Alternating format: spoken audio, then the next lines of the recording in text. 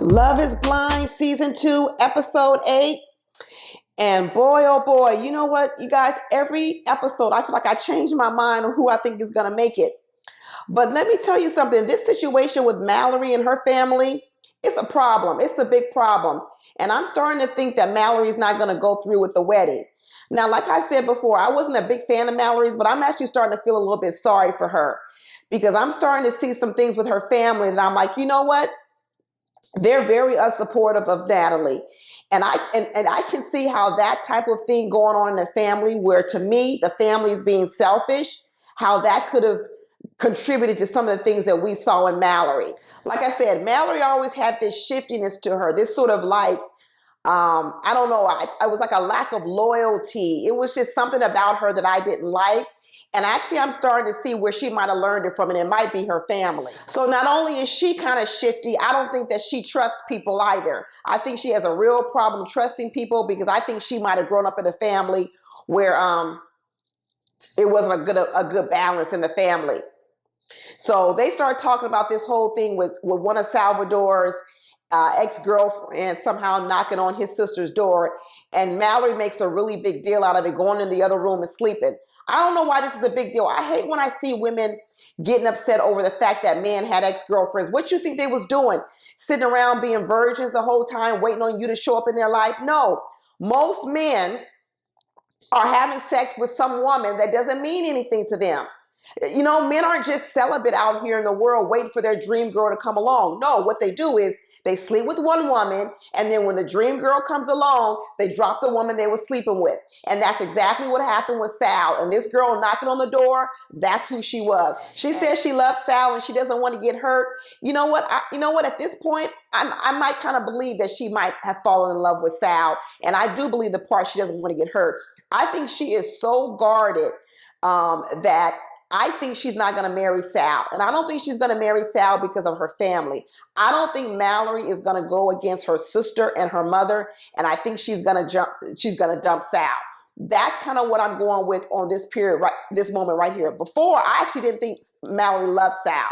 And right now, I think she's still going to break his heart. But I think what she's going to do is she's going to choose her sister and her mother over Sal, and she's still going to break Sal's heart. Now, the opposite is for Shane and Natalie. Now, you guys, I was like, this couple is going nowhere. They're going to break up. And now I'm kind of believing that they might have a chance to make it because their families are the opposite of Mallory's. Their families are so supportive of these two. And you know what? And let me tell you, Shane's mother is lovely. Now I understand why he needs all this affirmation and be pumped up, because his mother is his cheerleader, and she has been his cheerleader. She is such a sweet woman with such sweet, kind words. Now I know why he wanted Natalie, because he wanted in his wife something that he always had from his mother, and that is constant encouragement. And I'm sure his mother babied him. That's why he's a grown baby. But you know what? I'm starting to think that Natalie knows what the job is. Natalie is a very smart person, and she's very calculated. And I think she has figured out that the amount of attention that Shane needs, she knows what her job is going to be. But she seems to be up for the job. She seems to want it. Even when Shane told Natalie's parents the reason he liked her was because she was the one that basically professed her love to him up front. So basically it was almost like first come, first serve. If anyone else would have professed their love to Shane first, he would have chosen her. So I don't know. It wasn't anything in particular about Natalie, like parts about her, but it was the fact that she was the one that basically adorned him with a bunch of compliments. That don't say a lot. But you know what? As long as Natalie keeps pumping Shane up, Shane ain't going nowhere because he's like a puppy dog on your lap. As long as you keep rubbing him and stroking him, that dog is going to lay right next to you. Natalie picked out her wedding dress. It's a princess dress. And you know what? To me, that's fitting to her because this is like a princess love story. And she picked out a dress for a fantasy love story. So I don't know, you guys. I'm thinking these two might make it down the aisle. I'm actually believing they might make it down the aisle. Nick and Danielle. I don't think Nick and Danielle are going to make it. And one of the things I'm seeing about Danielle is Danielle tries to use her insecurity as a way to get more attention. She uses it to make herself the victim so that then what you'll do is you'll acquiesce to whatever she wants. She's a manipulator, and she gets it from her mother. Seeing how that mother is, seeing how that mother, when Danielle was picking out a wedding dress, and her mother's like, I don't like that dress. And I told you the last episode, I didn't like the way Danielle's mother was. And I think Danielle and her mother are alike. They both like attention. But the difference is her mother uses this gregariousness and this outward extrovertedness to get attention. And what Danielle uses is she's more of a manipulator. She uses the victim and I'm insecure about all this to get attention. Because what she seems to do every single time is she makes herself the victim so someone will apologize to her or give her what she wants. But if you look at everything she does, it's all about attention.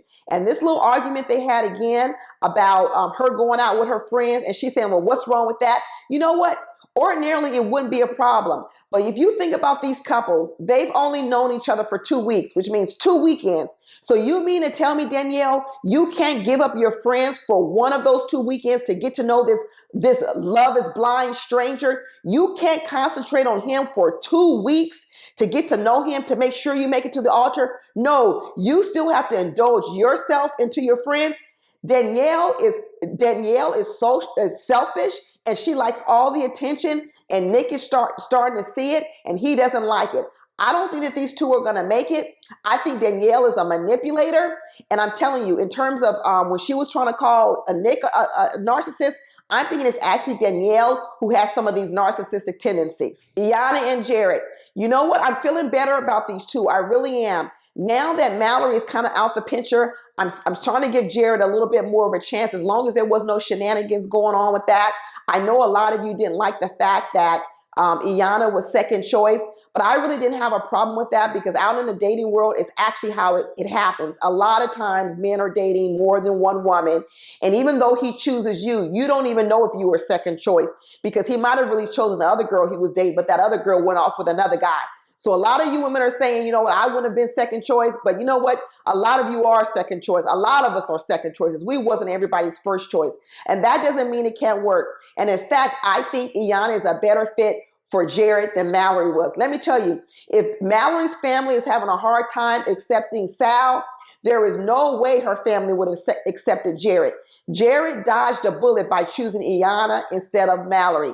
And I think Iyanna is going to really like the fact that Jared has an intact family, and I think she wants to fold in that. Even he brought Jared's sister to pick out the wedding dresses.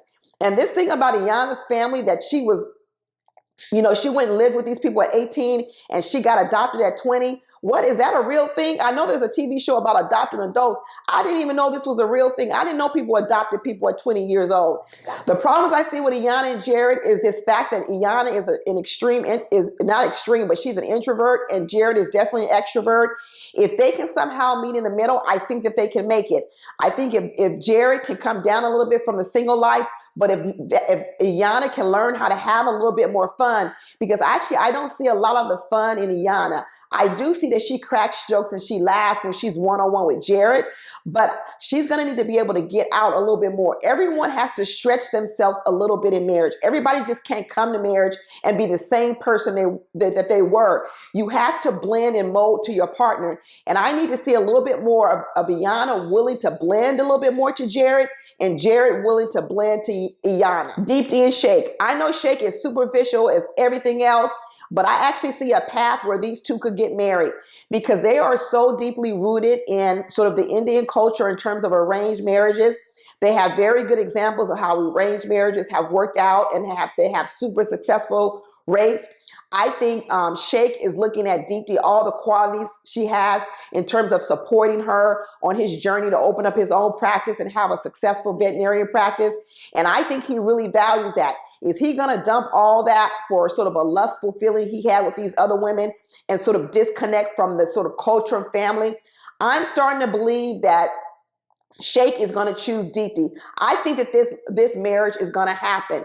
And I think there's going to be a level of sort of clarity and sort of a more of a logical decision that Shake comes to, as opposed to going off his lust. Remember, he is in the science business. He is a doctor. So there is logic in him. And I actually think that this wedding is going to happen. I didn't think that before, but I think it's going to happen. So we'll see, y'all. I'm going to watch the next episode.